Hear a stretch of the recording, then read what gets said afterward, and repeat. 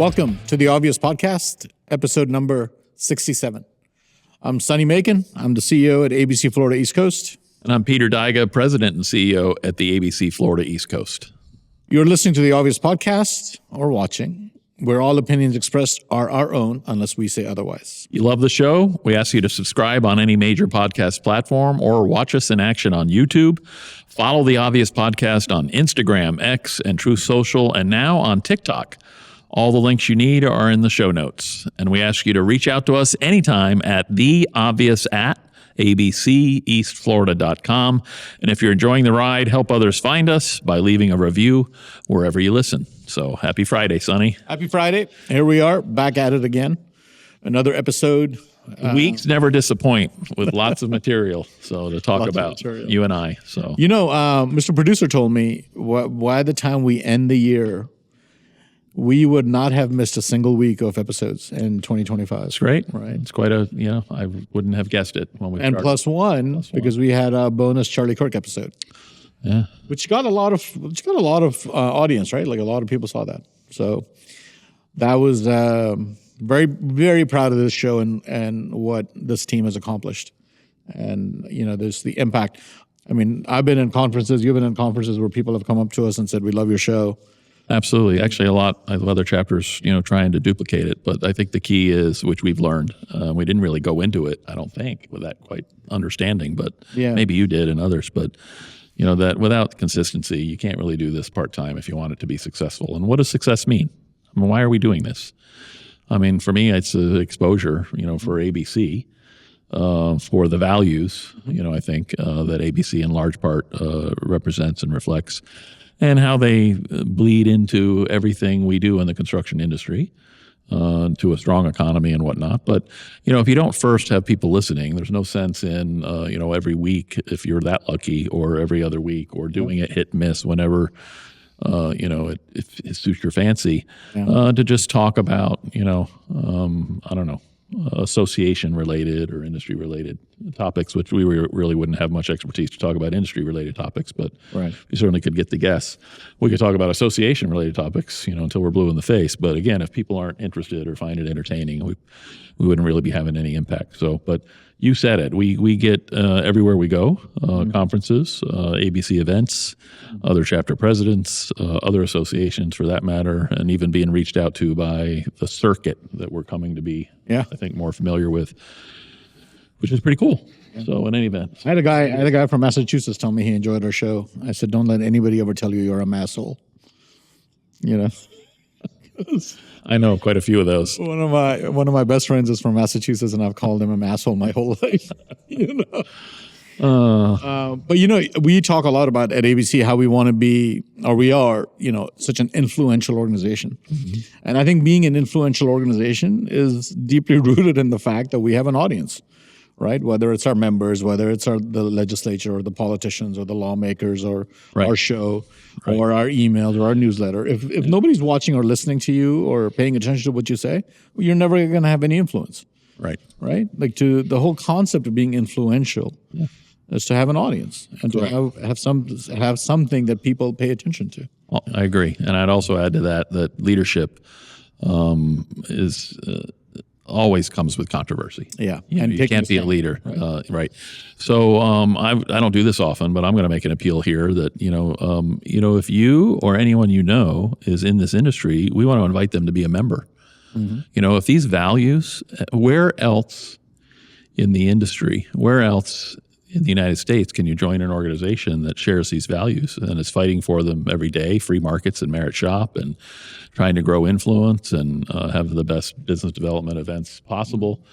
Nowhere. I mean, from public policy to networking. Right. So anyway, we ask you to, help spread the word. If you know somebody who's in the construction industry, tune them into this program and tell them they should belong to support this kind of work. So in any event, because there aren't a whole lot of people talking about these issues the way ABC does and we do on the podcast. So, and speaking of the podcast, like one of the things I love about the show and podcasts in general is sort of, I grew up in a time when you had 4 networks and really 2 cable channels, cable news channels, and 3 or 4 newspapers that anybody took seriously, right? So, media. Speaking of influence and building an audience, media was very concentrated, right? And it's interesting. I think that's what we want to talk a little bit about today. But you don't hate the media enough. You don't hate the media. The interesting thing is during that period, and I'm a little older than you, so in my period, it was pretty much what the 3 networks you would get over the airwaves. There was no cable. Maybe later on in my teen years, cable started to be, and there was maybe less controversy surrounding the one-sidedness and opinionatedness and bias of the media then, because you didn't know any better. I don't think that's the irony. It's like it's only because of the expansion of options that you come to realize nothing has really changed. Those media outlets were always had an agenda. Yeah. But it's just become a little more obvious because you have somebody else articulating the other side, right? And exactly. So that's exactly right. Defragmentation of media, right, has been wonderful to watch, but it's been interesting to me because it still only affects about half the population, right? The other half is still just wedded to what it's wedded to. That's right. What we call mainstream media. The vast majority of this country is still just whatever the airwaves they can get over. So they still get that nightly news and whatnot. And so, have you ever seen those studies done where a lot of people say it's whatever the old gray lady or the New York Times leads with, that those will be the lead stories in the nightly news every night. Right. It's a very structured. You used to be called conspiracy theorists if you thought, well, somebody's just given the marching orders and then it's going out. But you've seen the memes or the video clips of certain words at certain times and conversations being used over and over and over across, and it's like that's not coincidence. It's not coincidence. But my dad would come home when I was young, and he would come home from work, and I grew up in the Central Time Zone, so 5:30 he would put on Peter Jennings, and he would watch, and he would just accept, and we would not just him, we would all accept that was the news, and there was no other point of view. They were a little more mild. They were mild. They weren't like loony leftists the way they are now, but you just accepted it. Like that's the news. This is the guy. He's a serious newsman, and he's telling you what's happening in the world, and it is what it is. And there was no other point of view to it. So that's the world I grew up in. That's the world kind of my parents were, and you kind of get to this point today, and you are just like, and I get it. It's too fragmented. There's too many sources. I don't personally think there's too many sources. I think you just have to be a little bit more sophisticated in how you consume it, the sources you trust. Yep. And I taught this to my kids when they were growing up. I was like, look, everybody has a point of view. Just understand their point of view, right? So if you're watching the BBC and they're covering the Israel Arab conflict, just realize the BBC will always take the Arab side because they have a massive Muslim population in England. And they're not going to represent the Jewish perspective. It's just accept it, right? You'll have to go look at the Jerusalem Times if you want to get their perspective on what's happening, right? You'll get their view. And you can accept whatever view you want to accept, but just know that somebody is coming at you from a point of view. And as long as you know that, you can consume whatever news you want, knowing there's a perspective involved. So what's the latest, reason why we don't hate the media? So what made me want to talk about that in this episode? Do you remember a few weeks ago there was a video released by the astronaut married to the Senator Kelly? What's his name? Kelly something? I thought it was Mark Kelly. No. Mark Kelly? I think it was Mark Kelly. I don't know. It's one of the Kellys. Yeah, the former astronaut. Yeah, former astronaut, senator from Arizona. Him. Who ends up, again, they always run as moderates, but man, they're loony left. This guy basically, Anyway. He's a veteran. He's an astronaut. You would think if there's anybody who's going to be a moderate, it'll be this guy.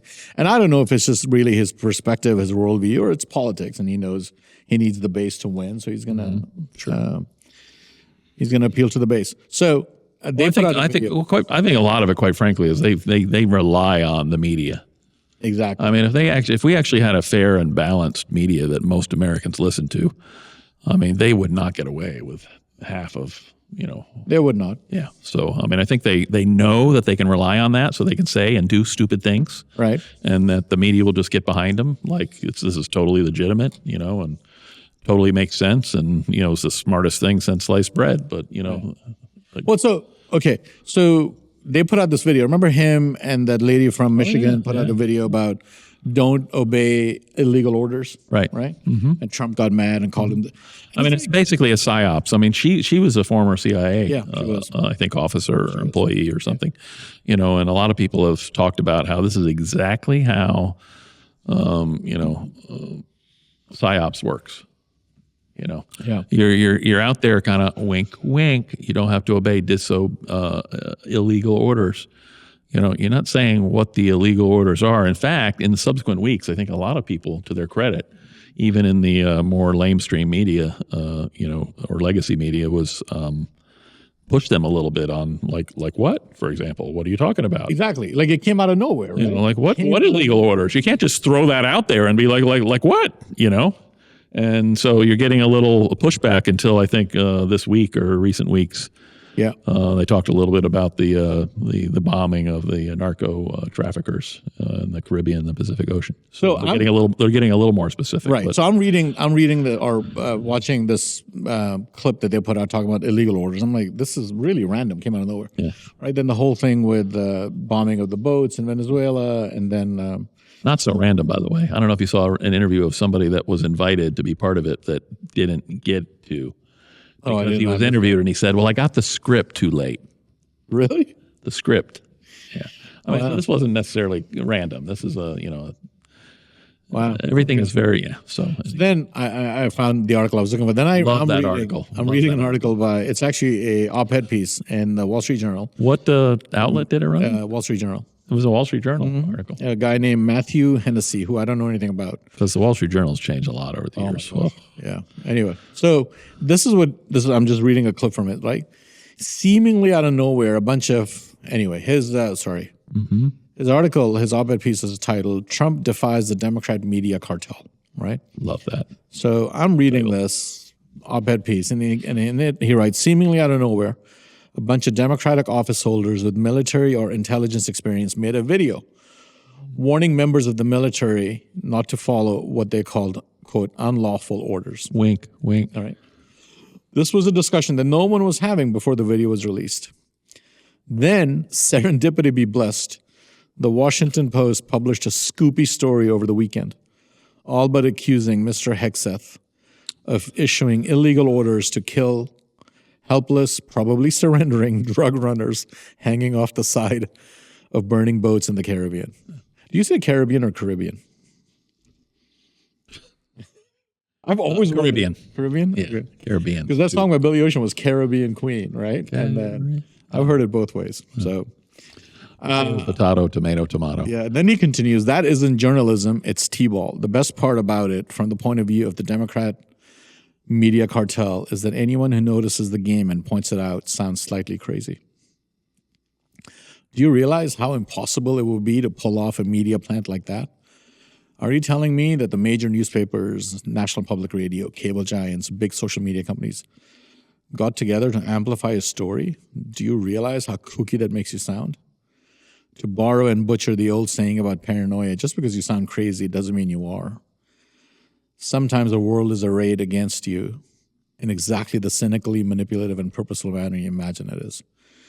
And it just, and you think about all of that video coming out and then that story being released, and you're just like, what the, right? Like, it's just, right. It struck me. I've said, how many times have I said, if you want to know what the left is doing? Yeah, look at what they're accusing you of. What they're accusing you of. Yeah. So, war crimes. Yeah. Listen to what they're accusing you of. Because it's like maybe the heat was getting a little too hot about the conversation about the timing and the coincidence and the fact that these are all ex-CIA or CIA officer, and you don't comply with illegal orders. Wink, wink. The heat was getting a little too hot, so now they had to turn the attention to war crimes. Because supposedly, but even before you get to that, to even release the video in the first place. Correct. You know there's a story coming. Correct. So you're in cahoots, and they're like, hey, there's going to be a story about this. They're like, well, we'll release the video first. So we sound prescient. Right? Like, even before you get to the war crimes bit, like, this whole thing is so insane to me, because you just are like, the media is so. You know what's been our saving grace is really been the internet, right? Because it's like sometimes the left still lives in a period where they forget that they're on tape. That they're on tape, going back 10, 15, 20, years. So you can go back, for example, and get the Obama administration saying, "Oops, nope, sorry, that was an innocent family we killed." Yeah. Or Biden administration being like, well, there were some survivors in that first strike of terrorists in the desert, so we dropped another bomb on the survivors as they were trying to run. But all that was perfectly okay. It's all on Twitter. It's all on Twitter. It's all on, yeah. So, but again, it's funny because it's like you realize the age you live in. But again, this is back to my point of they know they've got the media, the mainstream media on their side. Yep. They know that those videos are out there, but they're not going to go get them and show them. Yeah. And the only people that are going to be the alternative or, the more right of center media. When you were talking about the New York Times, right? Their tagline is the paper of record, or all the news that's fit to print. Yeah, I forget. Who's the paper of record? Is it the Washington? Oh, it doesn't matter. They have these like lofty sounding, stupid logos, right? And then here comes the New York Times. Hey, have you looked at Trump's mental condition, right? Like, you were nowhere to be found when Biden was like, walking off into the jungle. Exactly. Disappearing. Yep. And now here you are worried about, Trump's MRI. This dude's tripping over himself. That's exactly right. That's Literally exactly tripping over himself. I have another popular saying, if the left didn't have double standards, they wouldn't have any at all. No standards at all. So, it's so true. It's so true. Anyway, it's infuriating right now because the media will latch onto it. Now all the conversation for the next few days will be about war crimes. So I have a theory. on this, and the real war crimes. Again, you want to know what they're doing. Right. Look at what they're accusing you of. So I have a theory that a lot of these people that are in the newsrooms now all grew up watching All the President's Men. Remember that movie? Yeah, sure. Woodward and Bernstein, and I think they have this unbelievably vaulted notion that they are out here saving democracy. And like preserving the republic. Well, most of them probably couldn't even define what a republic is. Right. Correct. But these sort of. Never mind the fact that I'll give you we could probably come up with a handful of things that are in my opinion, and I'm certainly would be willing to defend that position, far worse than Watergate ever was. Yeah. Of course. Scandals and auto pen and a president that was incompetent that basically was, propped up and run by, Listen, that's not worse. I don't know what the. A few weeks ago when the government was shut down, insurance premiums for Obamacare people, they don't even talk about it now. Did that get solved? Yeah. No. Did the premiums go down? No. I just don't know about this. They don't even like to talk about the fact that what it was, which was subsidies for Obamacare. Subsidies. What the hell do you need subsidies for?